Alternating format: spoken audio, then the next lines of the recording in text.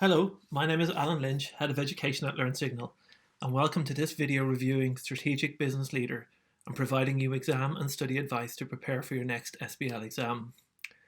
I will also take you through the key points raised by the SBL examining team and one of the tasks in the March 2020 exam.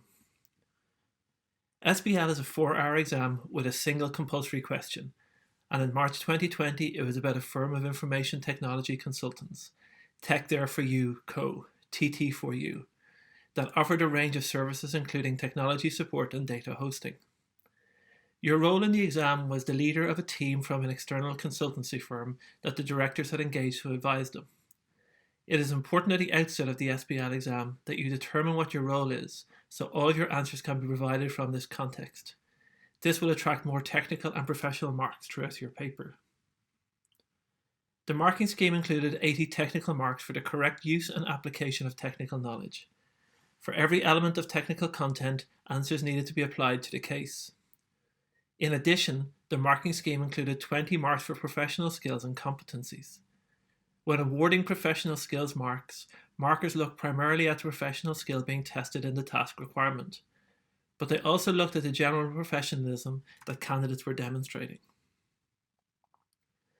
Stronger students integrated and used the case study materials throughout all their answers, selecting relevant technical knowledge to support the applied points that they were making. They demonstrated professional skills through analysis and discussion, and how they structured and presented their answers. Weaker candidates produced purely theoretical answers, did not integrate the case study material adequately, and failed to apply their answers to TT4U circumstances. It was once again clear to the examining team that the guidance provided by ACCA on their website, including learnings from previous exams and how to approach reading and planning, have not been used by students. Other resources such as the LearnSignal Case Study Approach series have been created in order to help students effectively answer a case study style exam. You should spend sufficient time reading and assimilating the case study materials. Often answers failed to make sufficient reference to the exhibits or failed to use the full range of material in the exhibits. Some answers also demonstrated that some candidates had not read the exhibits carefully. You should also be aware of links between the exhibits that reinforce or contrast significant issues. You should be spending a minimum of 40 minutes up to a maximum of 60 minutes reading the case study materials, fully understanding the requirements and planning your answers. As the 20 marks for professional skills are embedded into how you answer the requirements, that means you have at least 3 hours to answer 80 marks, which is 2.25 minutes per mark, the most you get in any ACCA exam. That is where planning is key, and make sure that the amount you write is comparable to the amount of marks on offer. We will talk about that more in the exam question debrief a little later. You must remember that merely reproducing material from the exhibits without commenting on it or developing points will not score marks. As mentioned, you must spend sufficient time planning and considering carefully what you will write to ensure that your answers are covering all aspects of task requirements, structured logically, balanced in terms of depth of discussion required and the number of points to be made, covering the most important points, not padded out with material that does not address the task requirements, as this scores no marks, not making the same point 2 or more times, and not including material that is relevant to other task parts but not the one being answered. So the first thing we're going to do is look at the requirements, and in the requirements you have a number of questions. So to avoid so many windows being opening, the first thing that I would do is take the requirements and I'd put them into your word processor. And that means what you can do is you can kind of build your question around that. And like I've done here, you have your requirements all laid out, and then you can answer your questions underneath them, and it gives you some real context about how to do that properly. The next thing that we're going to do is to look at what the information required is. And you've been asked that the assistant to financial director has prepared a summary of the investment appraisal. You have to prepare a section of the report which critically evaluates the investment appraisal produced by the finance director's assistant. And you have to prepare briefing notes for the next board meeting which recommend how e-marketing can be used. So what is the relevant information we have here? Well, it's exhibit number 7, and you're given information about the cloud services investment appraisal. And all those calculations are already done, and you're given a number of notes that you have to read through and be familiar with. So part A is prepare a section of your report which critically evaluates the investment appraisal produced by the financial director's assistant, and that's worth 8 marks. And you also have to have skepticism skills. So it's a section of a report, which is really, really important. So just a section that critically evaluates the investment appraisal. So they are your 2 major tasks in order to get those 8 marks. A section which critically evaluates, and your professional skill is to show skepticism. So you have to question the investment appraisal prepared by the finance director's assistant. So you have to show doubt effectively about why you agree with them. So part B, we look at preparing briefing notes. And then the briefing notes which recommend, and recommend is key here, it's an opinion. You have to tell them what you think, how e-marketing can be used to both attract and retain clients. So you have to be it's both, so 2 tasks. You have to recommend, and attracting and retaining. So you should already have a picture in your head of how it's going to look, and you have to demonstrate commercial acumen, which shows awareness of the effective methods. So what I'm going to do now is I'm going to take you through doing little quick points that you generally make from a planning perspective. And then what you could do then is you take that planning away and you would then write a bigger answer. So what are we going to do? We're doing an extract of a report on a summary of investment appraisal. So bold that and get some logic and some structure around your answer. It's your introduction. So it's a section of a report. So if it's anything to do with a report, you do need an introduction and a conclusion.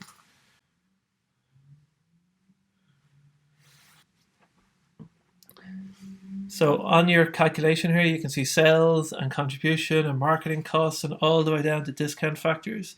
So what I would recommend is you take each one of those in turn, all the way down to the payback calculation. Take each one of those in turn and then try and come up with a way of questioning each one of them. So if we start off with sales, what are the key points with the sales that we have to raise?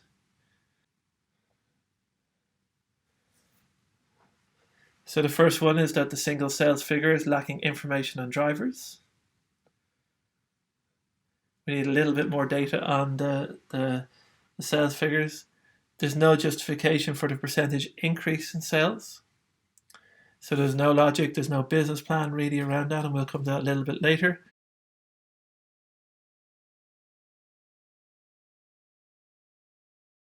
And then with future sales, are we looking at selling to existing clients or new clients? And what is the breakdown? So how much more do we think that existing clients will buy? Do we bring them into new products and new areas, or how are we going to get new clients? And then also, it's a competitive market, and in a competitive market, prices usually go down. So the next one then we look at is contribution.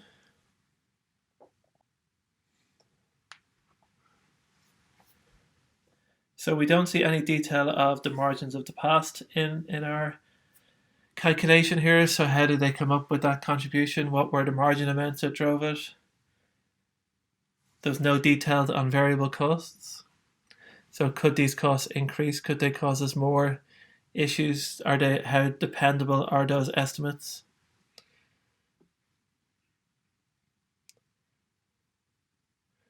And then also the cost of the service provided may decrease in the future. And that's because we might get more efficient at what we do. We may have more customers, we may have more business, so the cost may decrease. So therefore our variable costs in the future may actually go down, which is why we needed that detail. Now we have a look at some of the other costs. So we look at marketing costs. So therefore they're timeline related. So what is the timing of the marketing costs? So Right now there's huge amounts put in, but are they timed to new products? How are they split out over a time period? When we consider tax and working capital, there are the tax rate. Is it okay? So it seems fine, but will it stay the same? Is the government likely to change it, increase it or decrease it?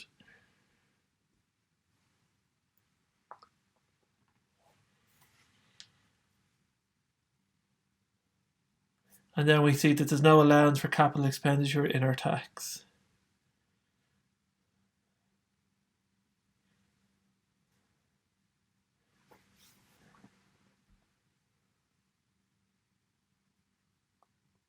And we're also lacking working capital, which will definitely, or most likely required. We'll never say definitely because we don't have the information, but working capital is required for most businesses. When we look at the investment side, and that's the $10 million invested in at the very beginning. So investment is generally over time, not all on day one. I don't think we're paying away 10 million on day one to get something started. And then the realizable value at the very end has no backup. So how do they come to that amount at the very end that there is a realizable value? And then the multiple they use for years 5 and 10, there's no justification. There's no detail on that.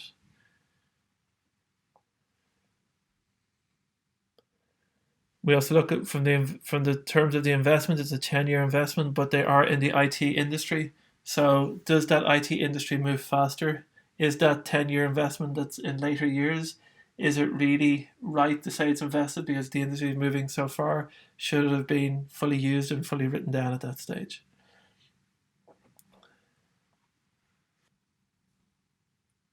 Do we think the discount rate is correct? Do we agree with it? And then when we look at how they used WACC, or weighted average cost of capital, is it the right way to use it? Was it the right application of it?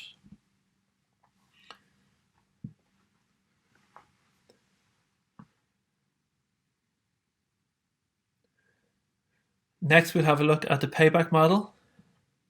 And in the payback calculation, payback is a funny calculation. The approach is correct here, but it's not a particularly reliable calculation. So always be aware about payback, that it's not the most reliable calculation you could possibly use. And then the difference is only marginally outside of the goals. So using payback because of its lack of reliability, it's not really the single basis by which you reject something.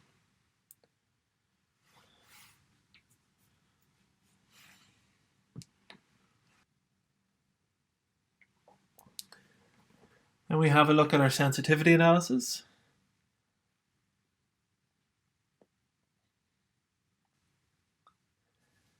So its sensitivity analysis are unlikely to show the probability of making a loss, so that it's not too dependable. It treats figures as kind of independent. So at the end of the day, if your sales increase and the amount of your products you produce increase, maybe your cost to staff increase. So they can't be treated as independent variables. They need to be treated kind of collectively. So that's why scenario analysis is a better placed tool maybe in this case, and more reliable to be looking at for the future rather than sensitivity analysis. And then at the end of that, we put in a short conclusion because we have to recommend something. So that's a nice little plan if you spend a little bit of time going through each of them, taking through each line and looking at where are the gaps, show your skepticism. Where are the issues with that? You would comfortably get the marks on offer, and you'd probably get all of the professional marks. So you've prepared a section of the report, you've critically evaluated the investment appraisal, and you've shown skepticism. So what I've done now is I've completed the report, and I want to show you how I would expect that you should have it looking for your final one. So you have the extract of a report on investment appraisal, and then you have your same headings. But what you've done with the headings, instead of having the points, you've turned it into good sentences, good discussion, good description, very professional report. So you've taken your 4 points for sales, for example, and you've just fleshed them out a little bit and you've turned them into full sentences. And that part is really key in order to do this. So you have your contribution and costs, investment, discount rate, payback, sensitivity analysis, and then a really strong conclusion. So the board should consider accepting the project. So the conclusion is key. You have to give your opinion. Remember, you have to give your recommendation.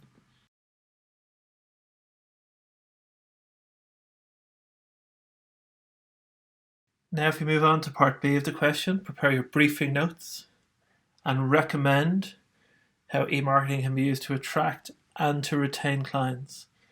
So you have two very simple headings there. You have to attract and you have to retain clients. So that should be very straightforward. And again, you have to make sure it's related to TT4U's new cloud-based services. So if you're just going to use a long list of e-marketing techniques to attract and retain clients, and if you don't apply the TT4U's cloud-based services, you'll do really poorly in this question and you will not get professional marks. So first of all, we're going to look at things about attracting clients. And again, these are just your initial notes by which to build a little plan. What are your key points that you want to talk about? And then you flesh them out into much fuller answers at the end. So when you look at attracting clients, you're looking at reaching potential clients. So how do you reach potential clients? You can use search engines. You can launch new services.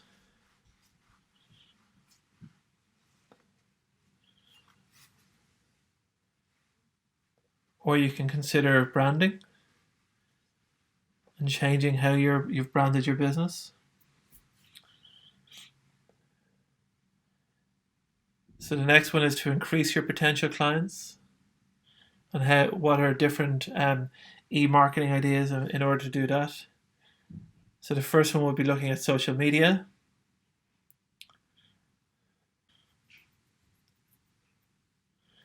Next one is client value maximization. So what can you give to clients that really makes them stay? And then maybe website development. So what can you change on your website that can give them something to be attracted to your company? What on your website do you think your customers might need in order to say, I want to do business with that company, or at least certainly start investigating looking to do business with that company? And then the next one is gaining potential clients. So what can we do to gain potential clients? We can use data. So people, if they do come onto our website and leave, what are they interested in? What type of interaction do they have with us? What do people want to? So maybe if somebody comes onto our website and looks at things, maybe we can give them emails or send them emails about that afterwards. We look at using more media releases. We kind of targeted communications, that we make sure that we're getting the right information to the right people. If it's a company in one particular area, that we're sending them information that's related to them.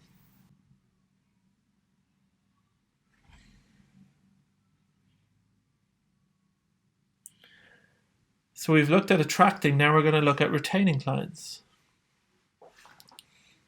So different tools that we can use to retain clients. We can personalize communication. And again, just because we mentioned it in attracting clients doesn't mean that it can't be important for retaining clients.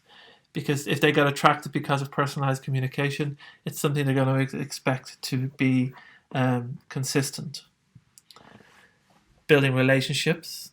So how do you build relationships? Maybe you have a subscriptions or registrations to access emails, in order to sign up for something and get a weekly email or get monthly advice, whatever it might be. So therefore they kind of depend on your company a little bit and work with your company at an early stage. Blogs are always a good source of retaining clients because you're really putting constant information out there. Client-only content. So maybe like students on LearnSignal, to get access to a lot of the content, they have to sign in. So they have to be subscribed and they have to be a member of LearnSignal. So you get you're getting content that people who don't have a subscription, who aren't full members of LearnSignal, don't get access to.